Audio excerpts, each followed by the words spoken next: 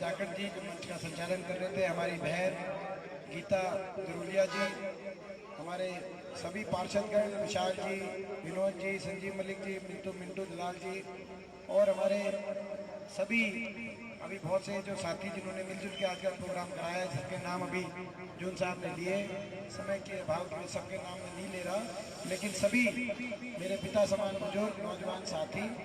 मेरी माताएं, मेरी बहनें, आज आपने इतना मान सम्मान दिया, समय है, चुनाव का समय है,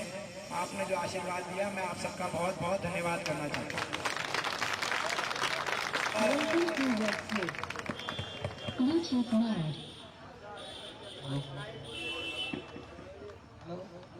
ये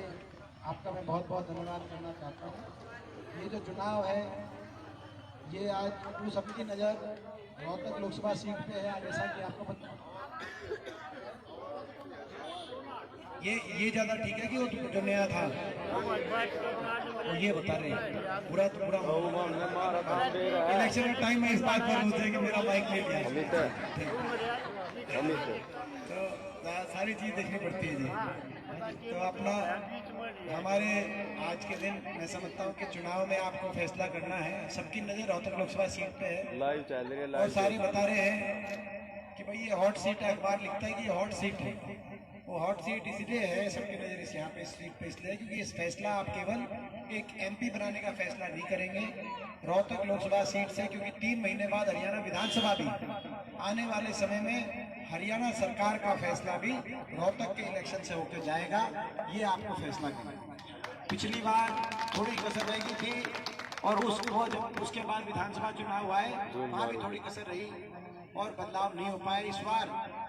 पूरे प्रदेश में बदलाव का माहौल बना है, क्योंकि ये सरकार है, ऐसी सरकार बीजेपी की सरकार 10 साल इस सरकार को, 10 साल की सरकार में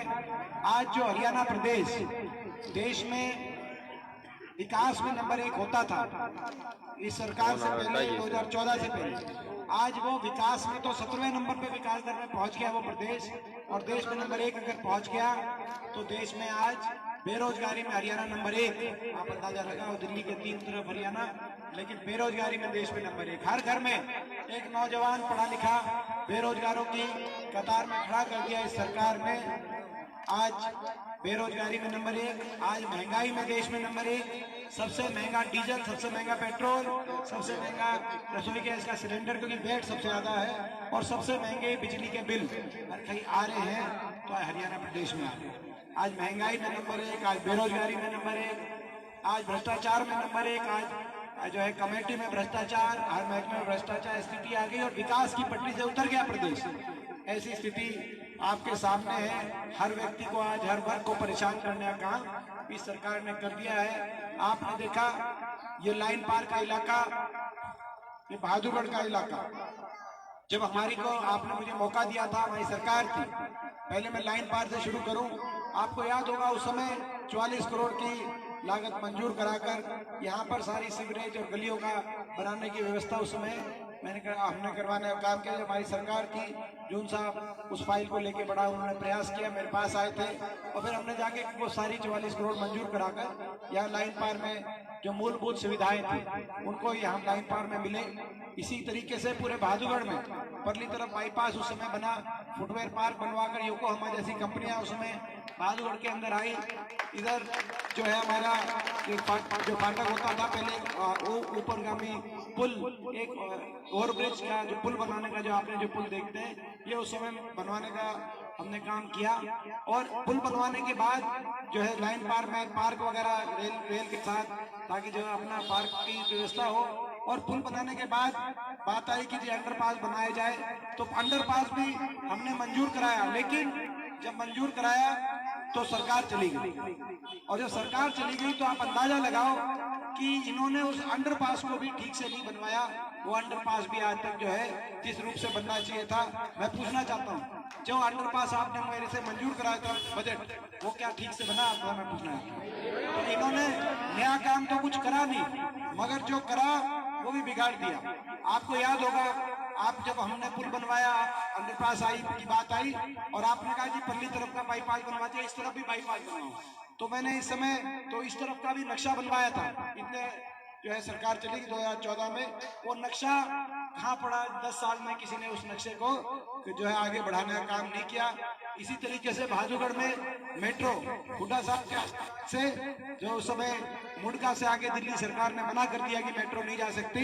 लेकिन हुड्डा साहब ने कहा कि भाई ये मेरा इलाका है, यहाँ पे इसमें मेट्रो आएगी। मुंडका के आगे का, मुंडका से टिकरी तक, दिल्ली के अंदर का भी पूरा खर्चा हरियाणा सरकार ने दिया और बहादुरगढ़ तक मेट्रो लाने का काम उस समय हुआ। मैं पूछना चाहता हूँ सांसद अरविंद शर्मा जी से, क्या कारण है कि मेट्रो के आगे एक खंबा भी नहीं बढ़ी? आप ये अपना कोई काम गिनवाओ। हमारे समय बहादुरगढ़ में स्टेडियम बना, कॉलेज बना, ITI बनी, अस्पताल के समय कोई स्कूल का कमरा भी बना हो तो आप बताने का काम करें। आपके समय हमने 44 करोड़ से लाइन पार की व्यवस्था बदली, कहीं पार्क, कहीं सीवरेज, कहीं इन 10 साल में लाइन पार में कोई भी अगर विकास कार्य कराया हो तो जो है अरविंद शर्मा जी बताएं या बीजेपी सरकार बताने का काम करे। कोई जो है, मैं समझता हूं कि बहादुरगढ़ भी विकास की पटरी से उतर गया, हरियाणा भी विकास की पटरी से उतर गया और लाइन पार भी विकास की पटरी से उतर गया। लेकिन हमारा संकल्प है दोबारा से विकास का पहिया घूमेगा, हरियाणा में बदलाव होगा। और मैं आप सबसे कहना चाहता हूं, आप लाइन पार में बसे हुए, आप सबसे कहना चाहता हूं, आज मौजूदा सरकार की बेरुखी देख के आप कहीं लाइन पार से कहीं और जाने की मत सोचना। 3 महीने की बात है, 3 महीने के बाद ये जो इस तरफ का बाईपास हमने मंजूर जो नक्शा बनवाया था, बाईपास को यहाँ इस तरफ से बनवा के, जैसे उस तरफ बाईपास और उसमें फुटवेयर पार्क वगैरह, इस तरफ बाईपास बनवा के उसके एक तरफ इंडस्ट्रियल कॉरिडोर, जैसे उस तरफ HN सिटी जो है, तो मैं समझता हूँ उसी रूप में लाइन पार्क को HN सिटी से कम नहीं रहने देंगे। और ये लाइन पार वो क्षेत्र है, ये लाइन पार मेरे दिल में है और मुझे विश्वास है कि मैं भी थोड़ा बहुत आपके दिल में, मेरा भी कहीं ना कहीं कोई स्थान जरूर होगा, मुझे विश्वास है। और मैं इनसे कहना चाहता हूं, अभी मैं देख रहा था जो यहाँ के भाजपा के उम्मीदवार आए हैं, जो 5 साल सांसद जो थे, उन्होंने ये बयान हर गांव में जा रहे कह रहे हैं कि मैं 5 साल कहीं आ जा नहीं पाया और मैं कोई काम नहीं करा पाया, इसीलिए मैं माफी मांगते हैं और कह रहे हैं कि मैं अगले 5 साल आऊंगा जाऊंगा। लेकिन जब आपको चुना था तब 5 साल क्यों नहीं कहीं गए? हमें हमारे बाटे तो जो है इस सरकार ने जो भी किया पिछली बार, मैं ज्यादा उसमें नहीं जाना चाहता, लेकिन हमारे आटे बाटे तो हार आई, लेकिन हम हिम्मत नहीं हारे। 5 साल में हार बाटे आई, लेकिन एक दिन भी घर नहीं देखा। 5 साल आपके बीच में रहे, ये आपको पता है। दिन रात लगकर, चाहे सरकार थी चाहे विपक्ष था, सरकार में विकास कार्य और विपक्ष में हर वर्ग की लड़ाई लड़ने का मैंने प्रयास किया और आपके बीच में रहने की मैंने हमेशा 24 घंटे और हर रोज जो है, मैं समझता हूँ घर में जो है मैं समझता हूँ कि बच्चों को भी ये बड़ी भारी कि भाई एक दिन का भी टाइम आप निकालते नहीं। तो ये सारी बात आपके बीच में है। मैं ये आपसे कहना चाहता हूँ कि भाई पिछली बार मैंने बड़ी जो है मेहनत करी, लेकिन थोड़ी कसर रह गई थी, कई बार हो जाता है। इस बार भाई मेरे साथ थोड़ा सा आपका पूरा आशीर्वाद रहेगा कि नहीं रहेगा, ये मैं आपसे पूछना चाहूंगा।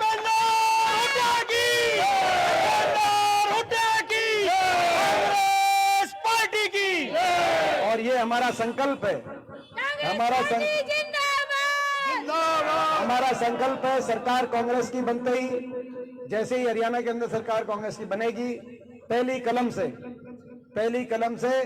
6000 बुढ़ापा पेंशन करने का हरियाणा में काम करेंगे, ताकि जो है अब 3 महीने के बाद जब सरकार बने कांग्रेस की, बारिशों सितंबर यानी कि बारिशों के बाद पेंशन आए, तो एक घर में 2 पेंशन आए तो एक तनख्वाह जैसी आ जाए 12,000, देश में सबसे ज्यादा। और ये हम अपने सहयोगी दल, हमारा जो सहयोगी दल गीता जी आम आदमी पार्टी के बैठे हैं, उनको हम चुनौती देना चाहते हैं। ये हमारी और आपस की एक प्रतिस्पर्धा, एक लोगों के हक की प्रतिस्पर्धा। भाई हम हरियाणा के अंदर, दिल्ली में आप बता देना अपनी सरकार को, दिल्ली से ज्यादा पेंशन ठोकेंगे, 6000 बुढ़ापा पेंशन ठोकेंगे हरियाणा के अंदर। हम प्रतिस्पर्धा देना चाहते हैं, मुकाबला आपस में हम लोगों के लिए मुकाबला करेंगे। और इसी रूप से दूसरा, भाई कर्मचारियों को ओल्ड पेंशन स्कीम हम लागू करने का काम करेंगे, कर्मचारियों के लिए किसान की MSP गारंटी लागू करने का काम करेंगे। 2.5 लाख पद, हरियाणा में जो पद समाप्त कर दिए इन्होंने, सरकारी पद समाप्त किए जा रहे हैं। जिन वर्गों का अधिकार है उन वर्गों को अपना अधिकारों से वंचित रखा जा रहा है। आप देख रहे हैं 2.5 लाख पद हरियाणा में समाप्त कर दिए, 30 लाख पद केंद्र सरकार के उन्होंने सरकारी पद समाप्त कर दिए, और private rail, airport, port private एक अदानी समूह को देने का काम करते हुए आज नौजवान को बेरोजगारी की गर्त में धकेलने वाली सरकार साबित हो गई है। तो आते ही हरियाणा के अंदर भाई हम अपने 2.5 लाख पदों की पक्की भर्ती विद पेंशन विद रिजर्वेशन, क्योंकि ये तो कौशल निगम से जो है सरकारी ठेकेदार बन गई, इजराइल जैसे देशों में ठेके पे भेज रही है, आप देख रहे हैं। और उसके साथ साथ भाई जब मैं पूछना चाहता हूं, जब हिमाचल में हमारी सरकार में कांग्रेस की सरकार 300 यूनिट बिजली फ्री कर सकती है, कर्नाटक की हमारी सरकार 200 यूनिट बिजली फ्री कर सकती है, और दिल्ली और पंजाब की जो हमारे सहयोगी दल की सरकार 300 यूनिट बिजली फ्री कर सकती है, तो भाई हरियाणा के अंदर सरकार आते ही, कांग्रेस पार्टी की सरकार आते ही 300 यूनिट बिजली फ्री दिलवाने का हम काम करेंगे, और अपनी गृहिणियों को 500 रुपए में सिलेंडर दिलवाने का काम करेंगे, जो 500 और भाई हरियाणा में फिर विकास का पहिया घूमेगा, हरियाणा में बदलाव होगा, विकास का पहिया घूमेगा। इस तरफ का बाईपास बनके दूसरी तरफ के बाईपास से जुड़ते हुए दिल्ली की तरफ बहादुरगढ़ में रिंग रोड का निर्माण भी होगा, और ये जो मेट्रो जिस मेट्रो के खंभे मैंने सांखोल तक मैं लेके आया था, लेकिन 10 साल तक सांखोल से आगे 10 साल में जब भी मैं हर रोज मेट्रो के आगे से निकलता था, मैं सोचता था कि ये सांखोल तक तो ले आए, लेकिन शायद ये आगे ले जाएं, लेकिन 1 इंच और 1 खंबा भी मेट्रो आगे नहीं गई। इस मेट्रो को बहादुरगढ़ से रोहतक तक लेके जाने का हम काम करेंगे, ताकि इलाका विकास में आगे जाए। हमारा जो है आने वाले समय में दिल्ली के एक तरफ गुड़गांव, एक तरफ नोएडा और एक तरफ बहादुरगढ़ रोहतक, तो भाई गुड़गांव और जो नोएडा वो दिल्ली की नजदीकी का फायदा इतना उठ सकता है, तो हमारे क्षेत्र में भी उठे। पिछली बार भी हमने तस्वीर नक्शा बदलने की प्रयास किया, एक नींव रखी थी विकास की, उसको आगे बढ़ाते हुए एक संकल्प है हमारा कि भाई बहादुरगढ़ रोहतक आने वाले समय में नोएडा और गुड़गांव से पीछे ना रहे, ये हमारा कोशिश है। लेकिन उसमें आपका पूरा आशीर्वाद और आपका सहयोग मांगते हुए भाई एक बार हाथ खड़ा करके कौन कौन साथ है भाई, जो है